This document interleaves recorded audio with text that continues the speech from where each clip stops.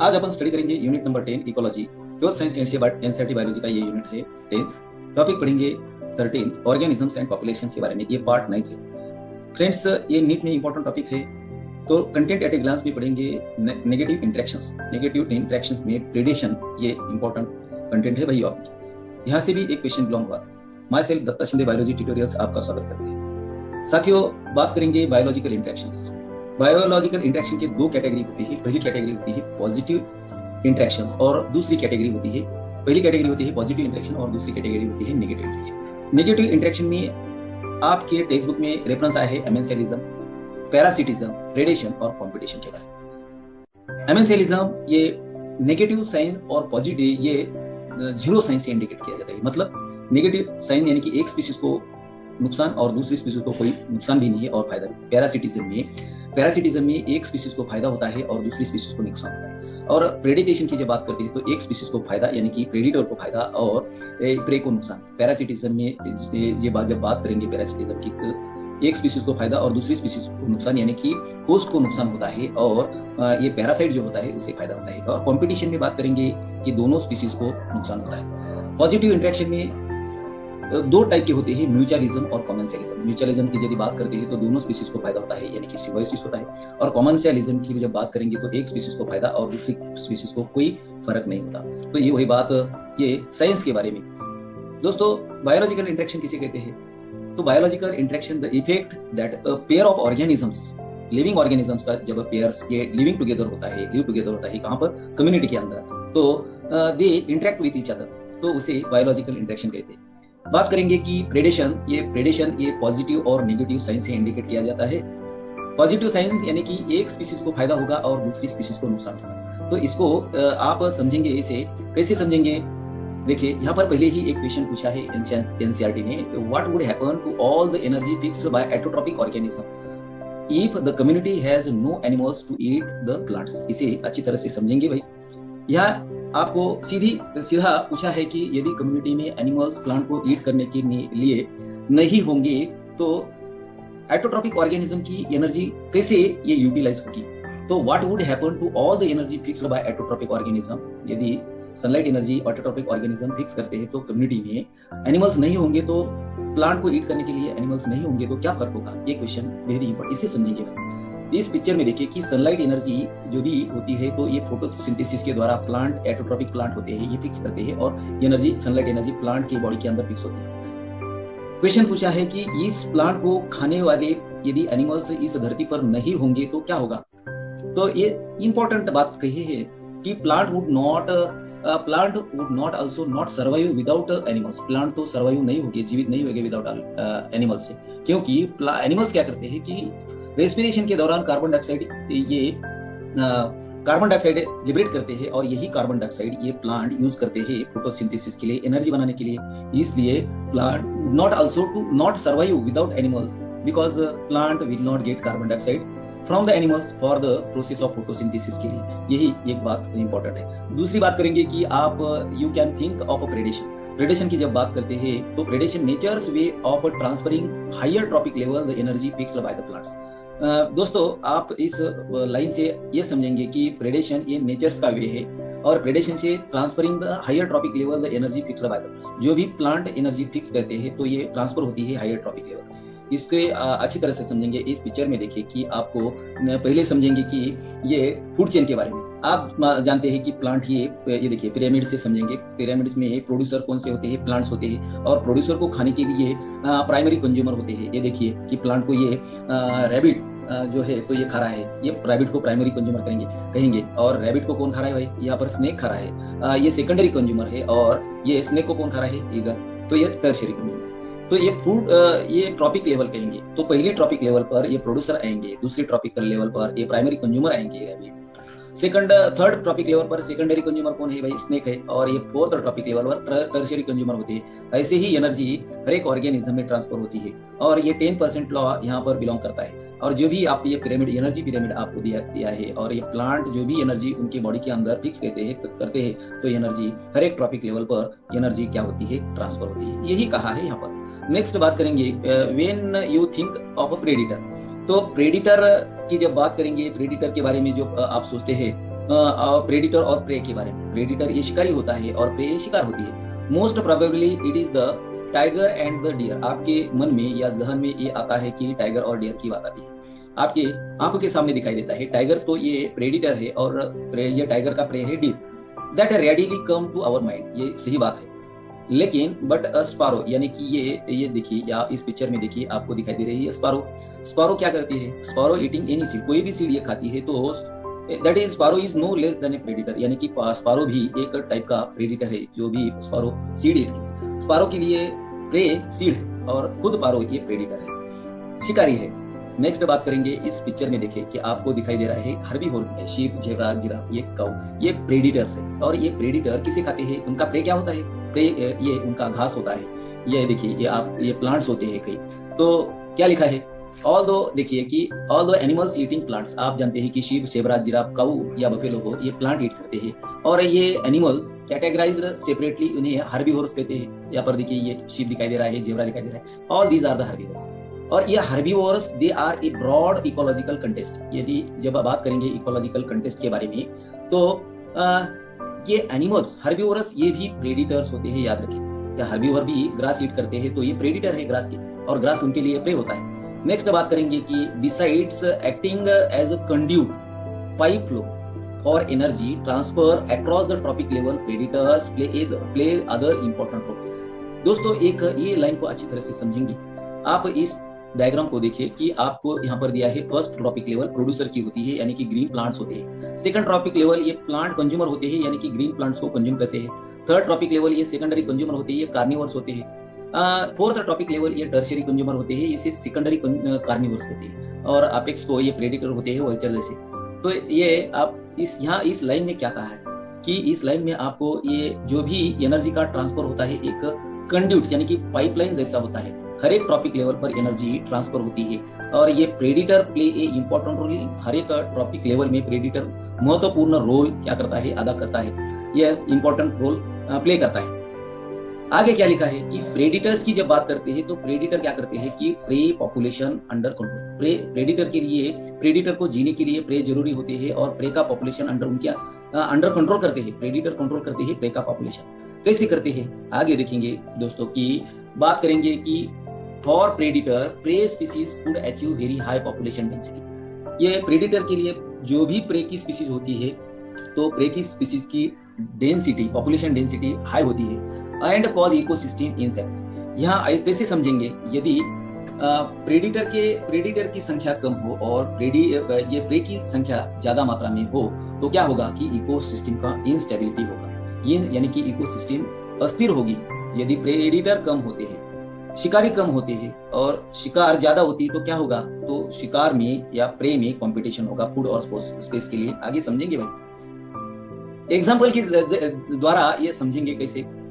When certain exotic species, कई exotic species यानी कि ये बाहर से आए वाली स्पीसीज, ये यदि इंट्रोड्यूस करते हैं specific geographical area, they become invasive, यानी कि एक्सोटिक स्पीसीज इन्वेसिव होगी, आक्रमणशील होगी एंड स्टार्ट ऐसे स्प्रेड होगी एंड स्टार्ट स्प्रेडिंग फास्ट। यानी कि एक्सोटिक स्पीसीज कई न्यू ज्योग्राफिकल एरिया में जब आप इंट्रोड्यूस करेंगे तो ऐसी ये स्प्रेड होगी फास्टली, और जब स्प्रेड फास्टली होगी तो इन्वेडेड जो भी लैंड होगी तो does not have it's a natural predator. वो जब नए ज्योग्राफिकल एरिया में जब नई स्पीसीज इंट्रोड्यूस करेंगे तो नई स्पीसीज ऐसी बढ़ेंगी कि उसका नेचुरल प्रेडिटर उस ज्योग्राफिकल एरिया में नहीं होगा। तो एग्जांपल से आप समझेंगे कि यहाँ पर देखिए कि आपको दिखाई दे रहा है कि एक्सोटिक स्पीसीज ये अपुंशिया है, और अपुंशिया के लिए कोई नए इलाके में, नई ज्योग्राफिकल एरिया में कोई ये प्रेडिटर उनका नहीं, और ये अपुंशिया इतना बढ़ेगा तो समझो मत, तो इतना बढ़ेगा कि उसके लिए इनका ग्रोथ होगा, बहुत ही ज्यादा होगा। दोस्तों एग्जांपल क्या है कि the prickly pair cactus, example से अच्छी तरह से समझेंगे। Prickly pair cactus introduced into Australia. ये किसानों ने क्या किया कि फेंसिंग बनाने के लिए, खेत के लिए फेंसिंग जो भी होता है कंपाउंड, तो बनाने के लिए प्रिकली पेयर कैक्टस लाया ऑस्ट्रेलिया में। कहाँ? 1920 में। और ये जब प्रिकली पेयर कैक्टस, उसे अपुंशिया कहते हैं, ये जब लाया फेंसिंग बनाने के लिए, उस के दौरान ये प्रिकली पियर कैक्टस कॉज्ड हैवक, यानी कि बर्बादी कर दी। कैसे? बाय स्प्रेडिंग रैपिडली, इतना ग्रो हुआ, इतनी ग्रोथ हुई प्रिकली पियर कैक्टस से। Millions of hectares of range land, यानी कि ग्रेजिंग लैंड पूरी ये कैक्टस से भर गई, ये अपुंशिया से। और फाइनली क्या हुआ? द इन्वेसिव कैक्टस, जो भी इन्वेसिव कैक्टस था, तो that brought under control only after cactus feeding predator. तो ऑस्ट्रेलिया, यहाँ पर देखिए कि ऑस्ट्रेलिया में ये अपुंशिया की स्पीशीज कहाँ से लाई थी? ये अर्जेंटीना, यानी कि साउथ अमेरिका से ऑस्ट्रेलिया में लाए।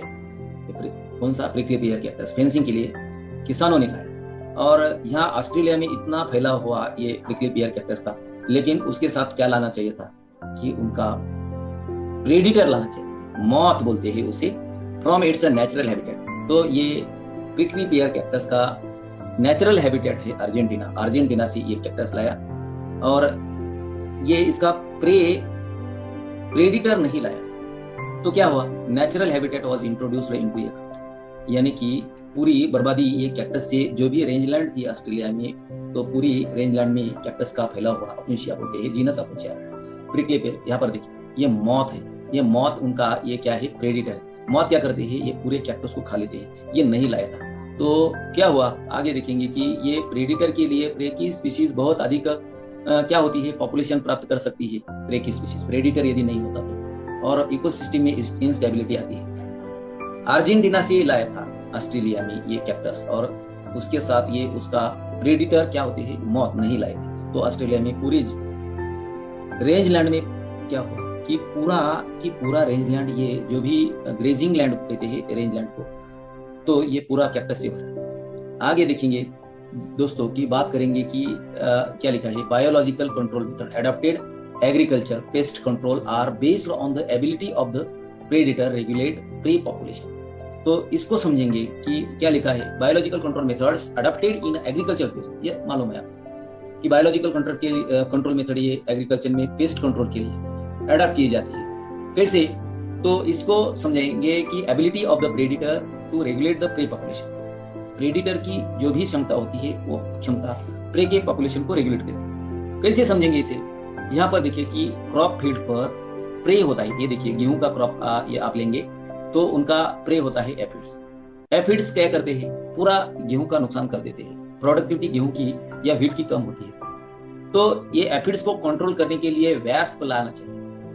तो वैस्प क्या करेंगे कि ये एफिड्स को खाएंगे, और खाने के बाद ये क्या होगी कि क्रॉप जो भी व्हीट का है, तो ये उसकी प्रोडक्टिविटी बढ़ेगी। तो ये इस लाइन ये कह रही है। आगे क्या लिखा है? Predators also help in maintaining species diversity in a community. किसी भी कम्युनिटी में, किसी भी समुदाय में predator also help maintain the species diversity in a community by reducing intensity of competition among competing prey species. इसे समझेंगे दोस्तों। क्या लिखा है? प्रेडिटर कैसी मदद करते हैं? प्रेडिटर मेंटेन करते हैं स्पीशीज डाइवर्सिटी कम्युनिटी में, ये रिड्यूस करते हैं कंपटीशन प्रे स्पीशीज में। यदि प्रे स्पीशीज ज्यादा होगी, यदि एफिड जैसे प्रे स्पीशीज ज्यादा होगी कम्युनिटी में, तो उनके लिए प्रेडिटर क्या कहेंगे कि प्रेडिटर ये एफिड्स को ज्यादा मात्रा में खाएंगे। यही बात यहाँ पर कही है। नेक्स्ट बात करेंगे कि समझेंगे यहाँ पर कि इन दूसरा भी प्रे प्रेडिटर का रिलेशनशिप में एग्जांपल दिया है। In the rocky intertidal communities of the American Pacific coast, the starfish Pisaster is an important predator.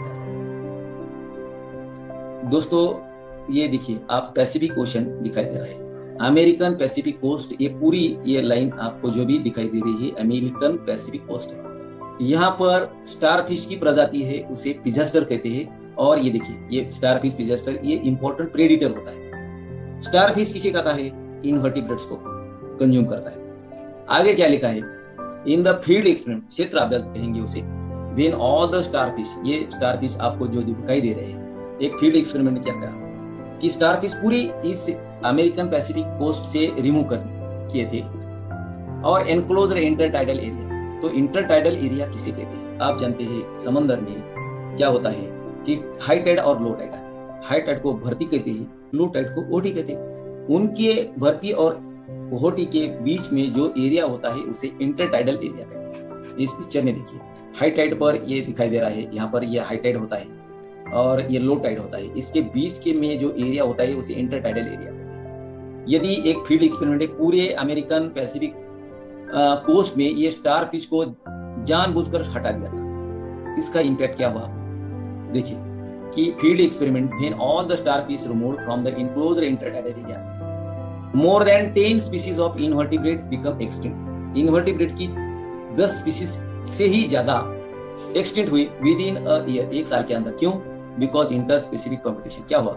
यदि इस स्टार फिश को वहां से हटा दिया था इंटरटाइडल एरिया से, तो स्टार फिश इनवर्टिब्रेट्स को खाता है, तो स्टार फिश को यदि हटा दिया तो इंटरटाइडल ये इनवर्टिब्रेट जो भी स्पीशीज थी उनमें कंपटीशन लगा, किस लिए? फूड और स्पेस के लिए। तो क्या हुआ?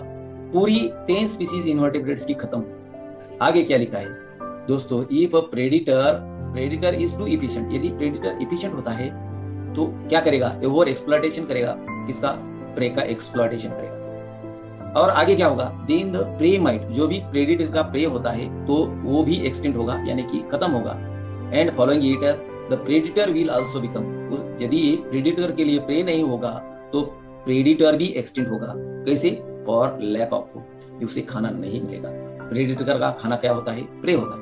आगे लिखिए, दिस इज द रीजन, ये कारण है वाई प्रेडिटर इन नेचर में जो भी प्रेडिटर प्रूडेंट यानी कि दूरदर्शी होते हैं, होशियार होते हैं, बहुत ही होशियार होते हैं प्रेडिटर। और प्रेडिटर कैसे होशियार होते हैं? Because the predator eat the prey population, prey की पॉपुलेशन को ईट करते हैं प्रेडिटर। इन कैसे करते हैं?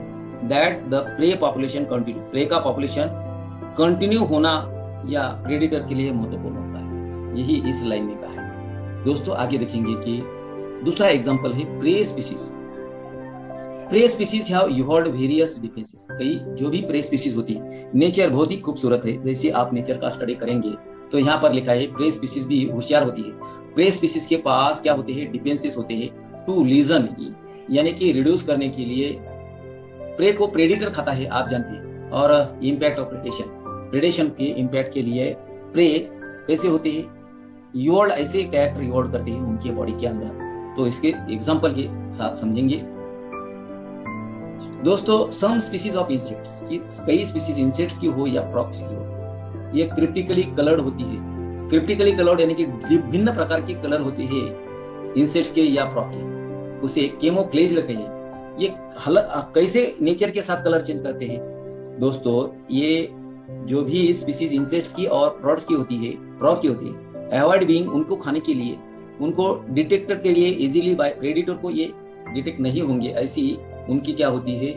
ये क्रिप्टिकली कैमोफ्लेज होती है। देखिए सम आर, कई ऐसे प्रे स्पीशीज होती है पॉइजनस होती है, इसलिए therefore avoided the predator. Predator को समझ में नहीं आता कि मेरा प्रे कौन सा होता है। प्रे बहुत ही होशियार होता है, ये कलर चेंज करता है, हमेशा करता है। जिस इन्वायरमेंट में जाएगा उस इन्वायरमेंट के साथ एडेप्ट करते हुए ये कैमोफ्लेज करता है। तो एक एग्जांपल्स के साथ आप समझेंगे कि यहाँ पर लिखा है द मोनार्च बटरफ्लाई।